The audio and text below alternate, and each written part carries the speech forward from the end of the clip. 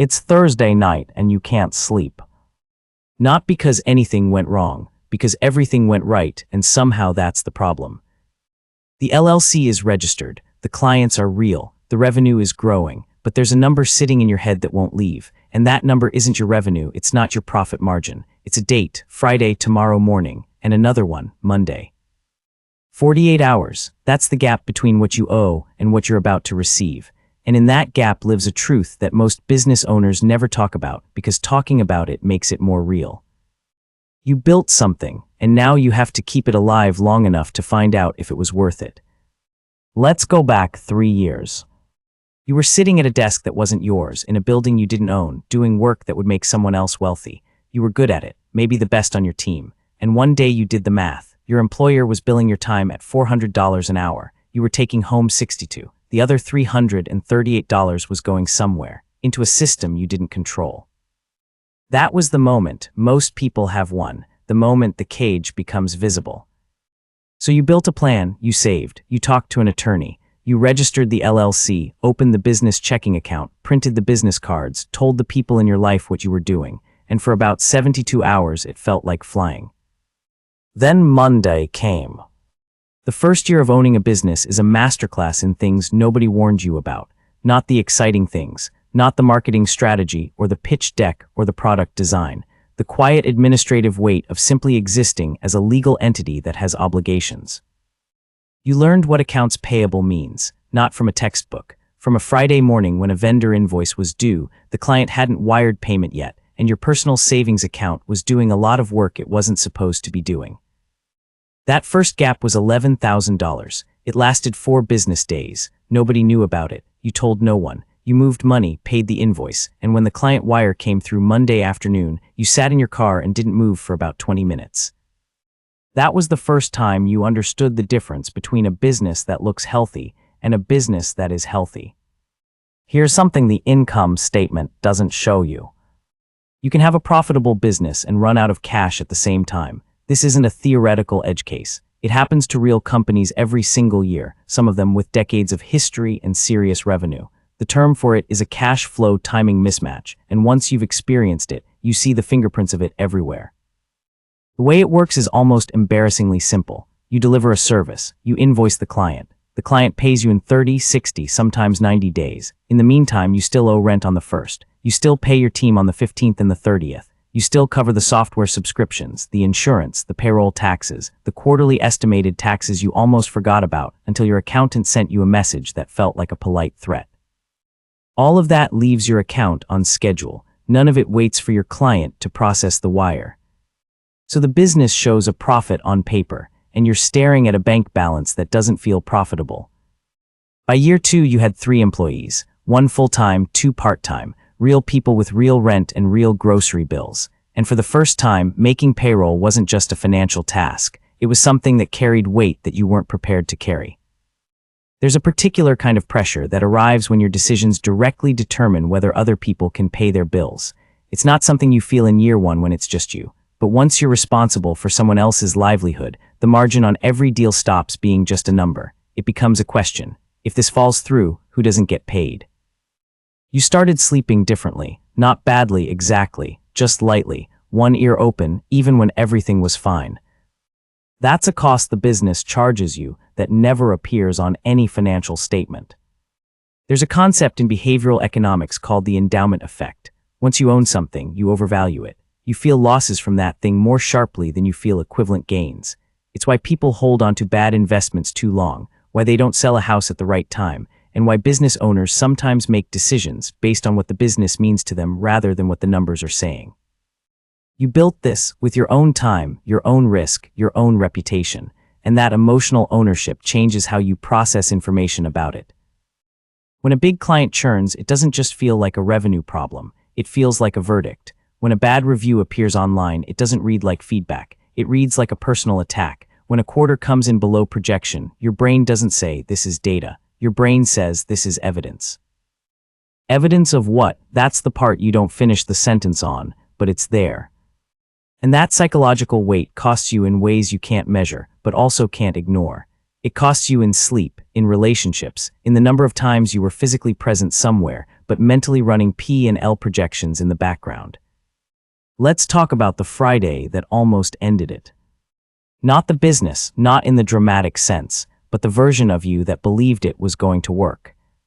It was 18 months in. You had a client who represented about 38% of your total revenue, which your accountant had told you was too concentrated, and which you had agreed with in the way you agree with things you're not ready to act on. You knew, you just didn't move fast enough. They called on a Wednesday to say they were pausing the engagement, not terminating, pausing, which sounds like it means something temporary, but in practice means permanent about 70% of the time. You did the math before you hung up the phone. That pause represented $19,000 per month. Your fixed costs were $14,000, which meant the business at that exact moment was no longer covering itself. You had about 60 days of runway, maybe 70 if you delayed some things. And you had a team that was showing up on Monday with no idea what Wednesday had just changed. What you did next is what separates most surviving businesses from most failed ones, not some genius strategy, not a pivot that got written up anywhere. You did something most people find deeply uncomfortable. You got honest about the numbers faster than felt safe. You didn't wait for the situation to resolve itself. You didn't tell yourself it would work out. You sat down with a spreadsheet and a brutal level of specificity, and you mapped out every dollar, what was coming in, what was going out, what could be delayed without breaking anything critical, what couldn't, where the actual bottom was. And somewhere in that process, the panic got quieter, not because the problem was solved, because you had named it. You had given it a shape and a size, and a sized problem, even a large one, is psychologically different from an undefined threat. That's something successful business owners tend to learn earlier than unsuccessful ones. Clarity, even painful clarity, is less destabilizing than uncertainty. You made 4 calls in the next week. 2 were to potential clients you'd been warm with but hadn't closed. 1 was to a former client you'd worked with 2 years earlier. 1 was to a peer in an adjacent industry about a referral arrangement. One of the 2 warm leads converted, not to the full engagement you'd hoped for, but to a smaller retainer that bought you time. The former client had a new project coming in 6 weeks, not now, but a real timeline, not a maybe. The referral conversation opened a relationship that would become something much larger over the following year.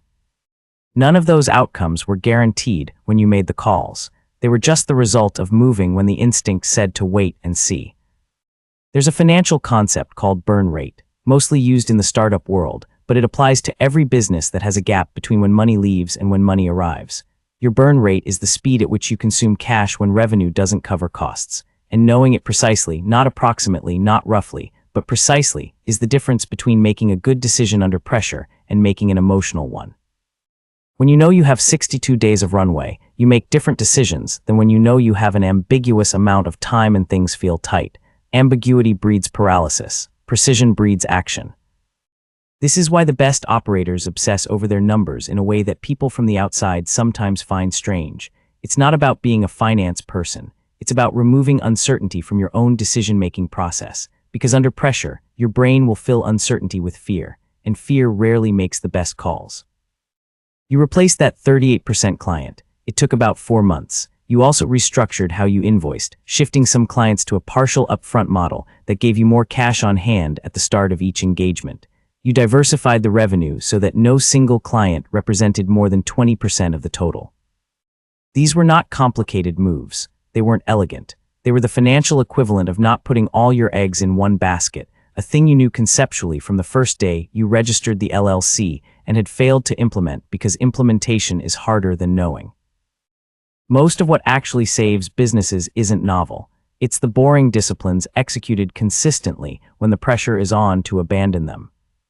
3 years in, the business is in a different place than it was on that Wednesday, not a perfect place. There are still Fridays that require attention, still quarters that don't hit the way the model projected, still moments where the margin is closer than anyone on the outside would guess.